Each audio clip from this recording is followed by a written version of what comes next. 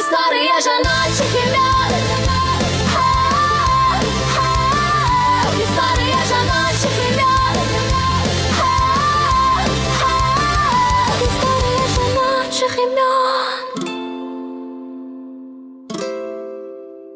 Гісторыя жаночых імён. Мода на імёны пастаянна мяняецца. І так лёгка страціць сувязь з тым, што стаіць за родным гучаннем. Нашы імёны – гэта адлюстраванне культуры, гісторыі, надзей і мараў, якія укладалі ў іх нашы продкі. Імя фармуе асобу і можа нават вызначаць будучы лёс. У кожным зашыфраваны цэлы свет. Свет легенд і міфаў, рэлігійных вераванняў і гістарычных падзей.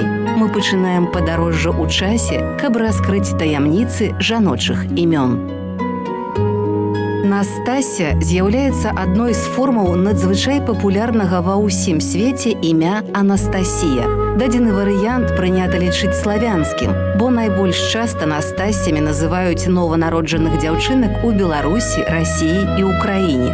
Карані гэтага мілагучнага жаночага імя сыходзяць у старажытную Грэцыю. Лічыцца, што яно ўзыходзіць да мужчынскай гаворкі «Анастас». У перакладзе на рускую мову імя Настасья азначае «уваскрослая» ці «бессмяротная». Таксама яго нярэдка трактуюць як «тая, што вярнулі да жыцця».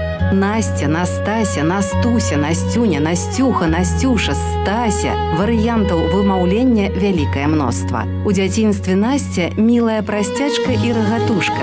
Яна вельмі даверлівая, адкрытая людзям, яе лёгка падмануць. Настасю адрознівае тонкі душэўны настрой, беспамылковая інтуіцыя. Яна здольная прадбачыць падзеі.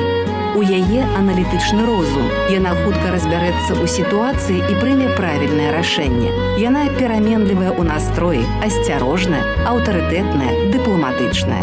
Дзяўчынак, названых пры нараджэнні Настасямі, у праваслаўі прынята хрысціць пад імем Анастасія. Імяніны яны адзначаюць каля 16 разоў за год. За апошнія 10 гадоў у Гродні толькі 2 дзяўчынак назвалі імем Настасья.